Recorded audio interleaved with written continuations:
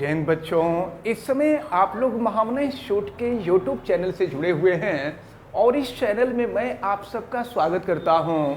आज हम लोग class 10th CBSE physics NCERT book के चैप्टर 12 इलेक्ट्रिसिटी के अंतर्गत आज हम लोग इलेक्ट्रिक पावर के बारे में हम लोग पढ़ेंगे। देखें, एक चीज़ हम आपको बता दें, आप लोग पावर के बारे में पढ़े हैं कि the rate of work done is called power. तो यहाँ पर ये चूंकि इलेक्ट्रिक पावर है तो यहाँ डिफिनीशन थोड़ी सी चेंज हो जाती है। यहाँ हम कहेंगे the rate of consumption of electric energy is called electric power. अब आप ये समझ लीजिए कि यदि कंज्यूम होने वाली एनर्जी आपको पता है कि एनर्जी वर्क के इक्वल होता है, तो कंज्यूम होने वाली एनर्जी W हो और यह W energy small t time में कंज्यूम हो, तो ये होगा rate of consumption of energy and it is called electric power. Electric power is represented by P। This is the formula for electric power. अब हम लोग देखेंगे unit of electric power. W work, unit of work done is joule and unit of time is second, hence unit of power is joule per second. Joule per second is equal to watt because the power is discovered by the scientist James Watt। तो ये joule पर second जो होता है, ये joule पर second watt के equal होता है, लेकिन वाट को हम W से रिप्रेजेंट करते हैं, यानी जूल पर second is equal to watt. Hence unit of electric power is watt. Another unit of electric power is kilowatt. Kilowatt is represented by kW. 1 kilowatt is equal to 10 to the power 3 watt and another unit is megawatt. Megawatt is represented by MW. Hence 1 megawatt is equal to 10 to the power 6 watt. And another unit of electric power is horse power. तो horse के power से comparison किया जाता है power का। जैसे मान लीजिए कोई मोटर हो जिसका पावर 1 हॉर्स पावर हो, इसका मतलब ये हुआ कि उस मोटर के पास जो पावर है वह 1 हॉर्स के पावर के इक्वल पावर है। तो अब देखें, ये horse power 1 horse power is equal to 746 watt and another unit is metric horse power and metric horse power is equal to 735 watt. These are the units of power. अब इसके बाद देखें, आपको पता है you know that V is equal to W by Q। Hence W is equal to V into Q। Putting the value of W in this formula, P is equal to W V into Q by T and you know that I is equal to Q by T। For this formula, value of Q is equal to I into T। अब हम रखते हैं ये Q की value, Q is equal to I into T, then P is equal to V और Q is equal to I into T upon T, T से T cancel हो जाएगा, P is equal to V into I. This is an important formula for electric power. If voltage and current both are known, then we can calculate the electric power for this formula. And you know that by Ohm's law, V is equal to I into R. Putting V is equal to I into R in this formula, P is equal to ये I into R into I. Hence P is equal to I into R. This is the another formula for electric power. And if we put I is equal to V by R, this formula become P is equal to V by R square into R.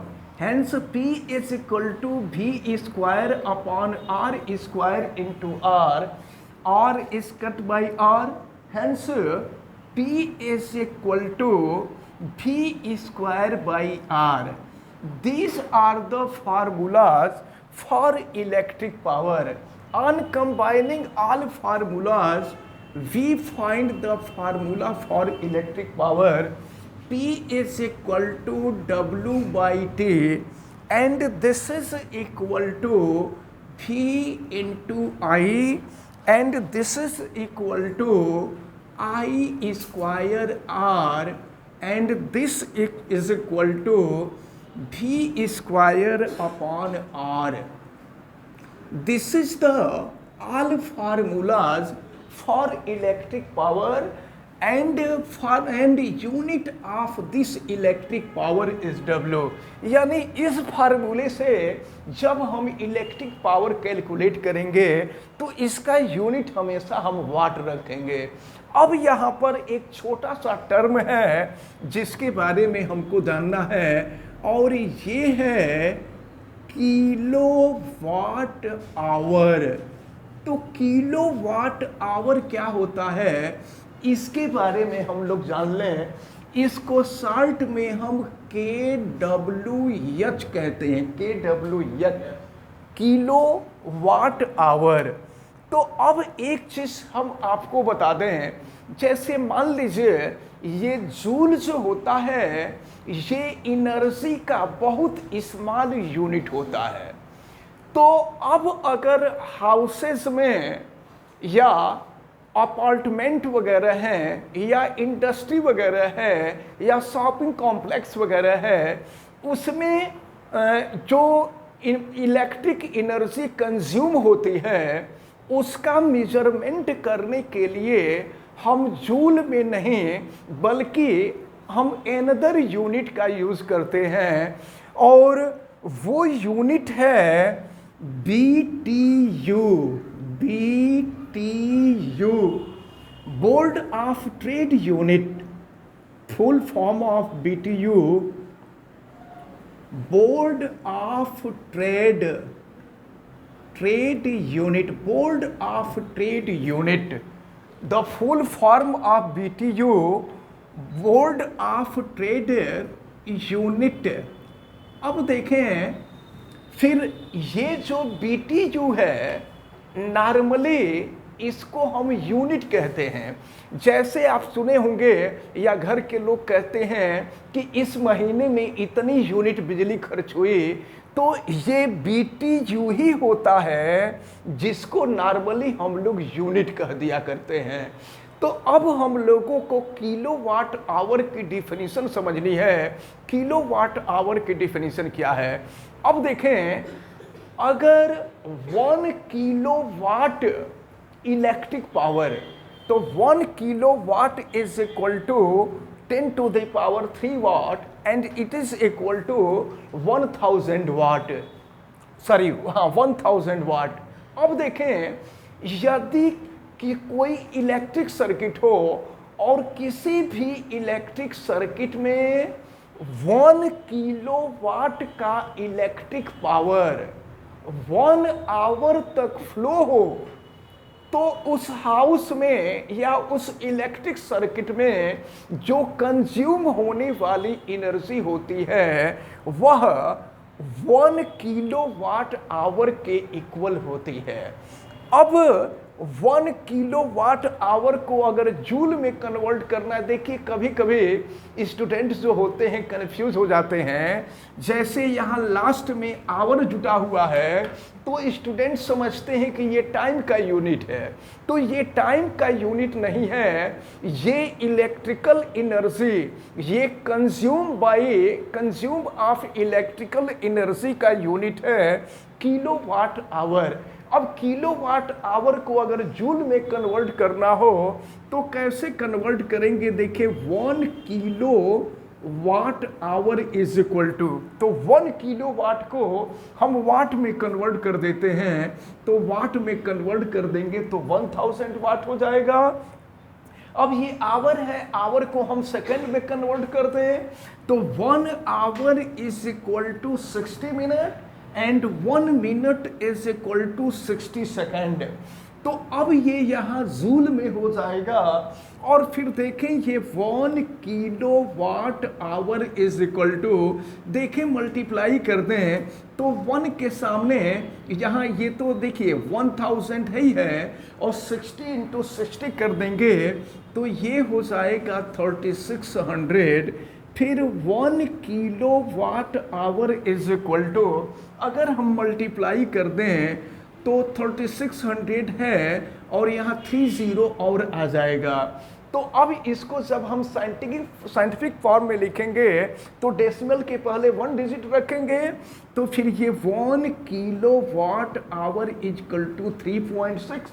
अब देखिए कि यहाँ कितने digit हैं, 1 2 3 4 5 6, तो ये हो जाएगा 10 का पावर 6 जूल। तो इसको भी आप अच्छी तरह से माइंड में रखे रहेंगे कि 1 किलो वाट आवर जो होता है वो 3.6 into 10 to the power 6 joule के इक्वल होता है।